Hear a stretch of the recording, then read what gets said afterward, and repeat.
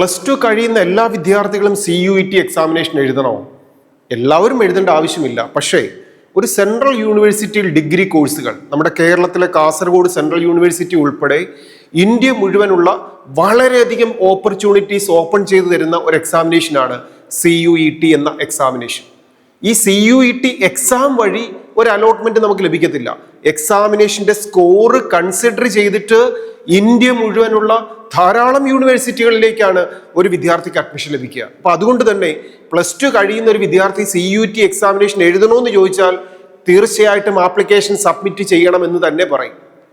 ഈ വർഷം entrance എക്സാമിനേഷന്റെ notification നേരത്തെ ആക്കിയത് തന്നെ ഈ പരീക്ഷയോടുള്ള അക്സെപ്റ്റൻസ് കൊണ്ടാണ്.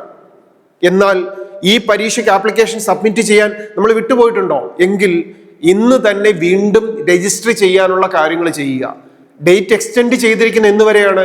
2026 ഫെബ്രുവരി 4 വരെ നമുക്ക് ആപ്ലിക്കേഷൻ സബ്മിറ്റ് ചെയ്യാം.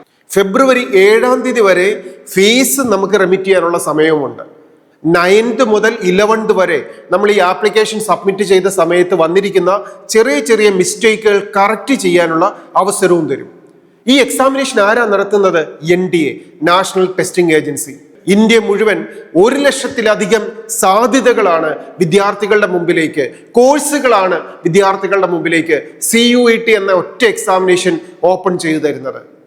ഇപ്പോൾ ഫിസിക്സ്, കെമിസ്ട്രി, മാത്സ്, ബയോളജി എടുത്ത് സയൻസ് പഠിക്കുന്നവർ മാത്രമല്ല, ഹ്യൂമാനിറ്റീസോ കൊമേഴ്സ് സ്ട്രീം എടുത്ത് പഠിക്കുന്ന വിദ്യാർത്ഥികളും ഒക്കെ നമ്മുടെ മുമ്പിലേക്ക് ഓപ്പൺ ചെയ്യപ്പെടുന്ന ലാംഗ്വേജ് ഡിഗ്രി കോഴ്സുകൾക്കാവട്ടെ, അക്കാഡമിക് കോഴ്സുകൾക്കാവട്ടെ, പ്രൊഫഷണൽ കോഴ്സുകൾക്കാവട്ടെ, ഇന്ത്യ മുഴുവനുള്ള നല്ല നല്ല യൂണിവേഴ്സിറ്റിയിൽ, ഡൽഹി യൂണിവേഴ്സിറ്റിയിലും, ആന്ധ്ര യൂണിവേഴ്സിറ്റിയിലും, കാസർഗോഡ് യൂണിവേഴ്സിറ്റിയിലും, ജാമിയ മില്ലിയ യൂണിവേഴ്സിറ്റിയിലും, ബനാറസ് ഹിന്ദു യൂണിവേഴ്സിറ്റിയിലും ഇങ്ങനെ മികച്ച ക്യാമ്പസുകളിൽ ഒരു ഡിഗ്രി കോഴ്സുകൾ പഠിക്കാനും മെഡിക്കൽ റിലേറ്റഡ് ആയിട്ടുള്ള ധാരാളം കോഴ്സുകൾ പഠിക്കാനും ഒക്കെ BTech പ്രോഗ്രാമുകൾക്കും ഒക്കെ അവസരം ഓപ്പൺ ചെയ്തു തരുന്നതാണ് CUET എക്സാമിനേഷൻ. അതുകൊണ്ട് മറക്കാതിരിക്കുക.